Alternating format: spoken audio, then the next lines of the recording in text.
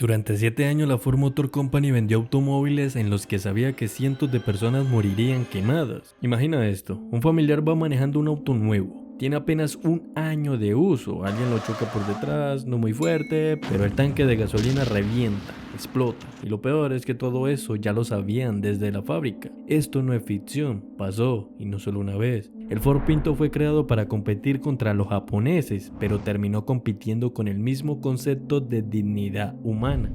Porque en una sala de juntas alguien hizo un cálculo, nos cuesta menos pagar muertes que rediseñar el tanque. Hoy te voy a contar la historia de uno de los mayores escándalos de la industria automotriz y te aseguro que no vas a volver a mirar igual a los autos baratos.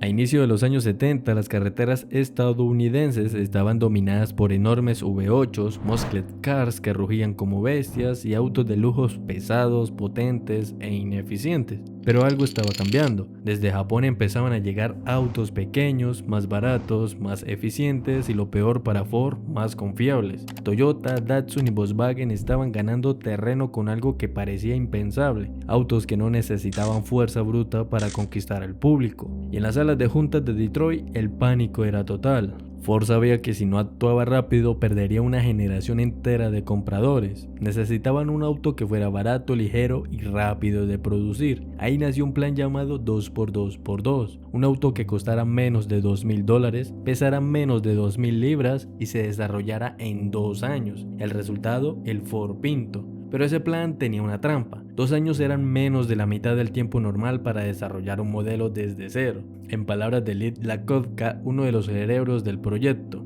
el Pinto tenía que estar en los concesionarios en 25 meses o no estar. Se recortaron pruebas, se ignoraron advertencias, se apresuraron decisiones. El cronómetro valía más que la ingeniería. Mientras en Japón se hablaba de eficiencia y calidad, en Ford se hablaba de plazos y reducción de costos. Lo que nadie imaginó era que esta prisa corporativa terminaría costando vidas humanas. El Pinto ya estaba en producción, y aunque era pequeño, atractivo y económico, tenía un secreto letal escondido bajo el maletero, el tanque de gasolina.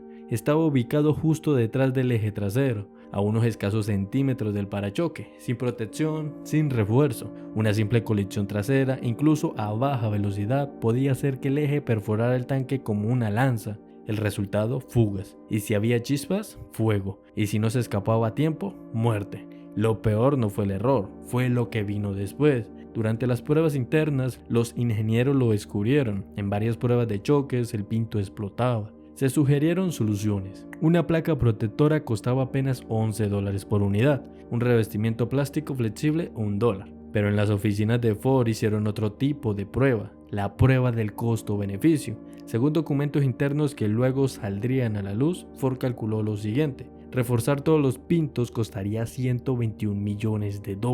Las indemnizaciones por muertes y lesiones, $49 millones. La matemática fue brutalmente clara, era más barato dejar que la gente muriera. Y así el Pinto llegó a las concesionarias, sin refuerzo, sin advertencia. Para la marca era solo un auto más, pero para quienes lo compraban podía ser una sentencia de muerte.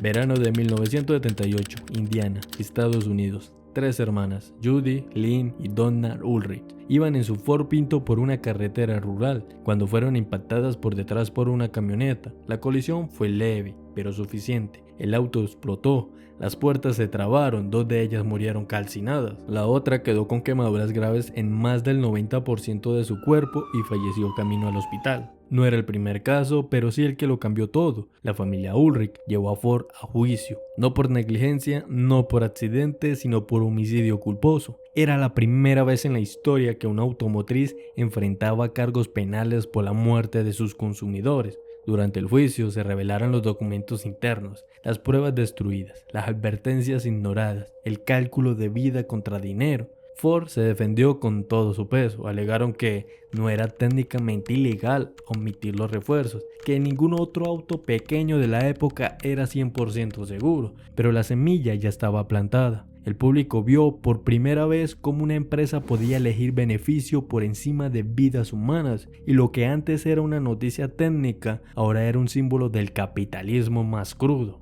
Aunque Ford fue absuelto penalmente, su imagen quedó manchada para siempre. El juicio cambió la manera en que las marcas enfrentaban sus errores y el Pinto dejó de ser un auto barato y se convirtió en un recordatorio para toda la vida. La historia del Ford Pinto no trata de un auto, tampoco se limita a una mala decisión, es la radiografía de una mentalidad. En los años 70, la industria automotriz estadounidense se guiaba por una premisa: estilo vende, la seguridad no.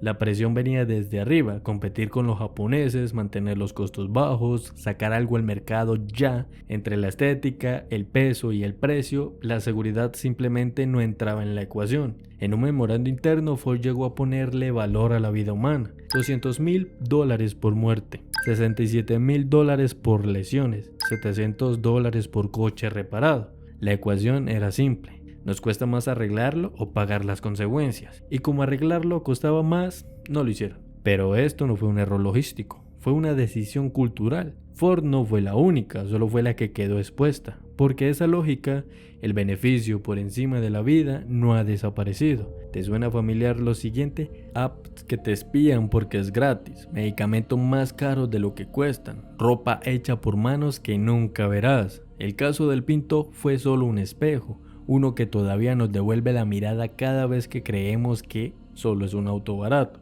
El Ford Pinto llegó a vender más de 3 millones de unidades. Era barato, pequeño y en apariencia la solución perfecta para los bolsillos de la clase media. Pero cuando comenzaron a salir los reportes de explosiones tras choques mínimos, cuando las historias dejaron de ser rumores y empezaron a tener nombre, edades y funerales, el escándalo se hizo imposible de ocultar.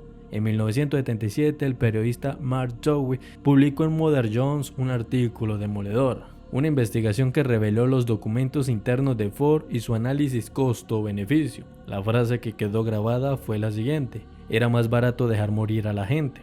La sociedad explotó. Ford pasó de ser un símbolo de progreso estadounidense a una empresa fría, calculadora y moralmente quebrada. El punto más crítico llegó con el caso de la Selma Ulrich. 3 adolescentes murieron calcinadas en un Pinto tras un impacto menor. El juicio fue histórico. Por primera vez una empresa automotriz era acusada de homicidio culposo. Aunque fueron absueltos penalmente, el daño estaba hecho. Ford tuvo que hacer el llamado a revisión más grande de su historia: $135 millones y una marca manchada que tardaría años en recuperar algo de dignidad. Los concesionarios empezaron a esconder los Pintos en los lotes, los consumidores les daban la espalda y los cómics, las noticias y los shows los ridiculizaban. Pero más allá de las burlas había algo que ya no se podía reparar: la confianza. Lo más inquietante del caso Pinto no fue el fallo mecánico, no fue que el tanque estuviera mal ubicado, sino que alguien supiera que estaba mal y aún así dio luz verde. Lo aterrador no es el error, es la lógica con la que se justificó ese error. Una lógica que calculó que cada vida humana costaba menos que rediseñar una pieza. Y eso no murió con el Pinto. Hoy seguimos viendo decisiones parecidas: bolsas de aire defectuosas que tardan años en ser retiradas, emisiones manipuladas, materiales más baratos que comprometen la seguridad, distintos nombres, misma mentalidad. ¿Y qué papel jugamos nosotros? A veces, con tal de ahorrar unos pesos o seguir una marca sin cuestionarla, nos volvemos cómplices involuntarios. Celebramos el precio, el diseño, el nuevo modelo, sin preguntar qué hay detrás. El Ford Pinto nos dejó una lección incómoda: no todo lo que brilla en una sala de exhibición merece confianza. Y quizá cada vez que un auto nuevo aparece en el mercado deberíamos hacernos esta pregunta: ¿este auto fue diseñado para cuidarme o para venderme? Si este video te gustó, suscríbete. Acá no venimos solo a hablar de autos, venimos a entender qué hay detrás de cada volante, de cada diseño, de cada decisión. Y cuéntame en los comentarios, ¿crees que hoy todavía se toman decisiones así? ¿Qué otro auto te parece que escondía algo más oscuro?